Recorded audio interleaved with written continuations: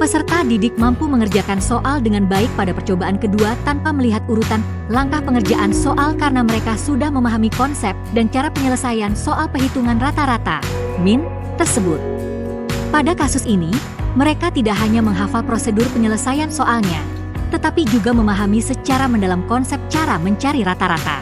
Seperti pada percobaan pertama, ketika mereka mengikuti urutan langkah-langkah yang diberikan oleh guru, mereka mendapat kesempatan untuk menginternalisasi konsep. Maksudnya peserta didik tidak hanya menghafal langkah-langkah, tetapi juga memahami cara penyelesaian soal tersebut. Dalam percobaan kedua, mereka telah mengerti konsep rata-rata itu sendiri, mereka lebih mungkin untuk dapat menerapkan pengetahuan tersebut dalam situasi yang berbeda. Peserta didik bisa menyelesaikan soal dengan benar, karena mereka memiliki pemahaman prosedural dan konseptual.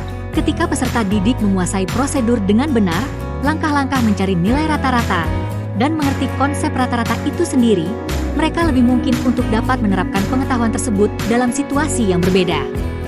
Kemampuan ini bisa dijelaskan melalui teori konstruktivisme yang dikemukakan oleh Jean Piaget, di mana peserta didik aktif membangun pengetahuan mereka melalui interaksi dengan lingkungan dan pengalaman langsung. Sebagai seorang guru, metode apa yang dapat diterapkan dalam pembelajaran tersebut adalah metode yang berfokus pada pemahaman mendalam, adalah metode scaffolding. Scaffolding adalah pendekatan di mana guru memberikan dukungan atau panduan pada tahap awal pembelajaran, lalu secara bertahap mengurangi bantuan tersebut saat peserta didik semakin menguasai keterampilan atau konsep yang diajarkan. Metode ini didasarkan pada teori zona perkembangan proksimal, ZPD, yang merupakan bagian dari teori pembelajaran konstruktivis Vygotsky. Pada awalnya, guru memberikan langkah-langkah untuk menyelesaikan masalah, tetapi seiring berjalannya waktu, dukungan ini berkurang dan peserta didik didorong untuk mengerjakan sendiri. Dalam konteks pengajaran matematika, seperti mencari nilai rata-rata, metode scaffolding ini membantu peserta didik memahami langkah-langkah dan konsep dasar terlebih dahulu. Ketika mereka mengerjakan soal kembali tanpa panduan, mereka sudah memiliki fondasi pemahaman yang cukup untuk bekerja secara mandiri.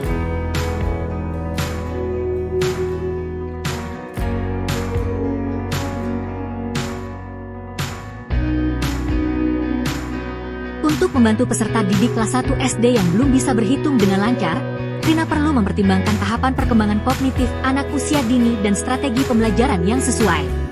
Berdasarkan teori perkembangan fisik pada masa kanak-kanak, peserta didik mulai menunjukkan perubahan terhadap pola kehidupannya dalam sikap, nilai, dan perilaku. Pada masa ini, pertumbuhan dan perkembangan peserta didik masih terbilang lambat. Peserta didik dapat memperhatikan gerakan-gerakan secara cermat, rumit, dan kompleks sehingga peserta didik juga dapat melibatkan diri dalam aktivitas permainan yang bersifat universal, serta dapat mengembangkan pola permainan dan mentaati peraturan-peraturan yang ada. Cara yang sesuai untuk membantu setiap peserta didik dalam mengatasi kesulitannya dalam berhitung adalah dengan menciptakan pembelajaran yang aktif dan menyenangkan. Guru dapat memberikan contoh konkret seperti berhitung dengan menggunakan benda-benda yang ada di sekitar peserta didik, seperti pena atau pensil, buah-buahan, mainan, dan lain-lain. Selain itu, guru juga dapat menggunakan anggota tubuh seperti jari-jari tangan dan kaki peserta didik untuk membantu peserta didik berhitung. Kami menyarankan hal tersebut karena berdasarkan teori belajar behavioristik, guru dapat menumbuhkan kebiasaan untuk bersikap peka terhadap situasi dan kondisi belajar. Teori ini mementingkan pengaruh lingkungan dalam proses pembelajaran.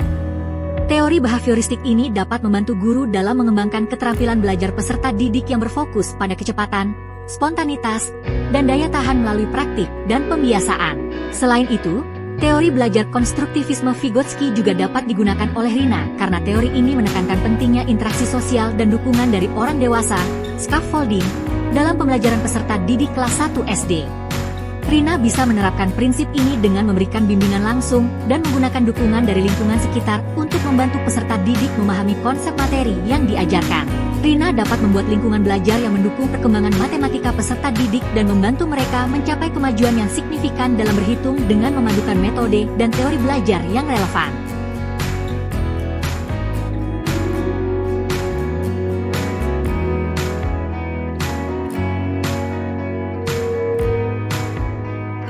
Menurut kami, pertimbangan dan keputusan Made sudah sesuai, karena Made telah mempertimbangkan latar belakang peserta didik dalam melakukan pembelajaran di kelasnya. Latar belakang peserta didik yang diperhatikan oleh Made adalah latar belakang etnik, budaya, dan sosial. Bisa dilihat bahwa di Bali tidak ada gedung pencakar langit, karena etnik di Bali memiliki budaya yang mempercayai tidak boleh adanya gedung pencakar langit di Bali. Namun sebaliknya, Bali memiliki pantai yang sangat indah yang telah terkenal ke seluruh dunia. Hal ini akan terasa lebih dekat dengan peserta didik di Bali. Menggunakan contoh yang dekat dengan pengalaman peserta didik dapat membuat mereka lebih merasa terlibat dan tertarik dengan materi yang mereka bisa kaitkan langsung dengan kehidupan mereka. Menurut kelompok kami, prinsip yang digunakan adalah kontekstualisasi yang pada proses pendekatannya menekankan pentingnya merancang pembelajaran yang relevan dalam kehidupan sehari-hari peserta didik. Made sudah mencoba untuk membuat materi teks deskripsi yang lebih dekat dengan pengalaman hidup peserta didik. Hal tersebut sesuai dengan model pembelajaran CTL, Contextual Teaching and Learning, di mana model ini mengaitkan materi dengan situasi yang ada pada sekitar kita.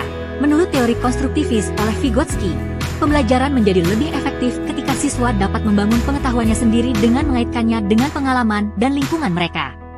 Melalui penggunaan contoh yang relevan secara kontekstual, Made memungkinkan peserta didiknya untuk lebih mudah mengkonstruksi pemahaman mereka terhadap teks deskripsi. Made juga menggunakan prinsip diferensiasi, di mana ia menyesuaikan materi ajar berdasarkan kebutuhan dan latar belakang peserta didiknya.